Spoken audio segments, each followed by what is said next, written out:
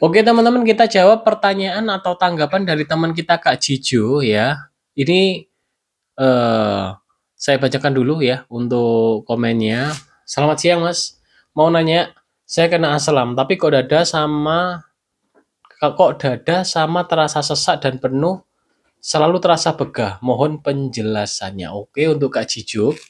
Setelah saya cek untuk komen sebelumnya ya, setelah saya cek di komen sebelumnya atau di video sebelumnya ya, cek ya video sebelum ini, itu ada perih ya, itu berarti ada peradangan. Nah, kalau yang kakak ungkapkan di sini ini tidak ada peradangan. Oleh karena itu kita harus mengetahui ya, yang kita alami, kita ada luka nggak di lambung. Kalau Kak Jijo ini yang disebutkan di komen ini tidak ada luka.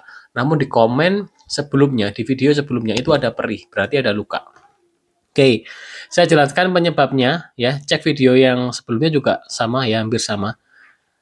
Ini dada terasa sesak ya.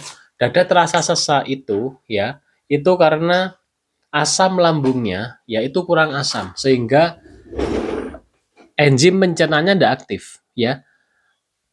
Kemudian makanan tidak bisa dicerna oleh enzim pencernanya sehingga dia istilahnya diem gini. Ya, istilahnya membusuk gitu ya. Sehingga kembung, bergas makanannya sehingga begah ya. Begah, kemudian katupnya udah terbuka.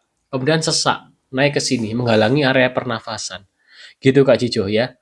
Jawabannya gitu. Itu pH asam lambungnya. Namun, cek video sebelumnya, kalau untuk memperbaiki asam lambung ini bisa bisa menggunakan terapi cuka apel, beta NHCl bisa.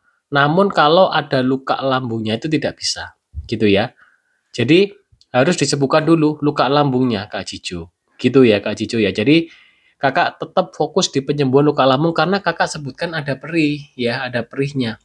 Kalau di perut tidak ada perih, silakan langsung bisa konsumsi cuka apel. Langsung bisa konsumsi betain HCl ya, dikombinasikan juga dengan probiotik lain silakan. Namun teman-teman ya kata kuncinya pemulihannya tidak instan. Kalau teman-teman ingin pulih instan, mohon maaf, saya kurang begitu mengetahui caranya karena saya sendiri pejuang GERD. Saya pulih di 9 bulan, bukan waktu yang singkat ya. Saya menikmati proses ini. Saya dulu juga sesak banget Kak Cijo.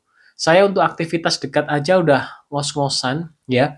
Dan saya dulu juga jantung berdebar juga. Jadi seperti lemes, seperti kelelahan kronis, tidak bisa beraktivitas dengan maksimal gitu Kak Cijo ya. Dan perut begah juga saya dulu ya, sama yang Kak Cijo alami, namun dulu saya tidak ada peradangan. Sehingga saya di bulan ketiga ya mengalami keluhan asam lambung ini saya minum cuka apel dan pulih di bulan ketujuh ya, 9 bulan saya pemulihan gitu Kak Cijo ya. Nggak boleh makan yang bertepung terigu, itu pantangan karena bergluten ya.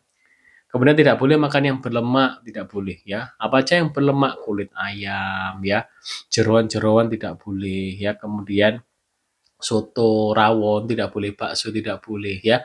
Banyak banget pantangannya Kak Cijo. Nanti adaptasi ya, penyesuaian. Karena masih 1,5 bulan biasanya nanti masih apa ya istilahnya masih kaget dengan yang dialami oleh Kak Cijo. Seperti teman saya ya, ada juga baru aja mengalami kemarin nanti saya bikin di video baru ya. Itu soalnya dia tiba-tiba mengalami GERD gara-gara pola makannya. Kak Cijo diingat juga ya, pola makan ini ya, pola makan apa ya yang menyebabkan kakak mengalami asam, karena ini nanti untuk referensi kak. Jadi kakak nanti bisa mengetahui kenapa ya saya mengalami ini. Itu jadi pelajaran berharga untuk Kak Jijo nanti saat sembuh ya. Saat ini Kak Jijo fokus makanannya itu sayurnya bening-bening, nggak boleh bersantan karena bersantan tadi berlemak, nggak boleh. Kemudian kerupuk nggak boleh.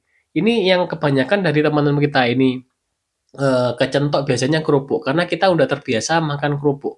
Kerupuk itu tepung yang digoreng, nggak boleh Kak. Ya, dia berlemak sekali ya.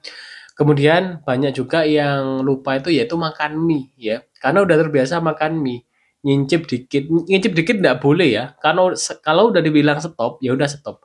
Nggak boleh ngincip. Ngincip bakso boleh nggak Kak? Nggak boleh ya. Saya pernah dulu teman-teman, saya ngincip pizza, saya ngincip mie langsung sesak, langsung lemes, langsung keliengan. Oleh karena itu kita perbaiki asam lambung kita. Karena dampaknya ini udah ke usus halus. Usus halus kita ini dalam menyerap makanan ya, sari-sari makanan itu dia kurang begitu maksimal karena minim bakteri baik. Gitu, Kak Cijo ya. Oke Kak Cijo silakan komen lagi ya, barangkali kurang jelas penjelasan dari saya. Intinya di channel ini kita belajar bersama seputar lambung. Oke teman-teman semua, terima kasih sudah menyimak video ini sampai habis dan mohon maaf ya apabila ada salah kata. Sekian dari saya. Wassalamualaikum warahmatullahi wabarakatuh. Salam sejahtera bagi kita semua.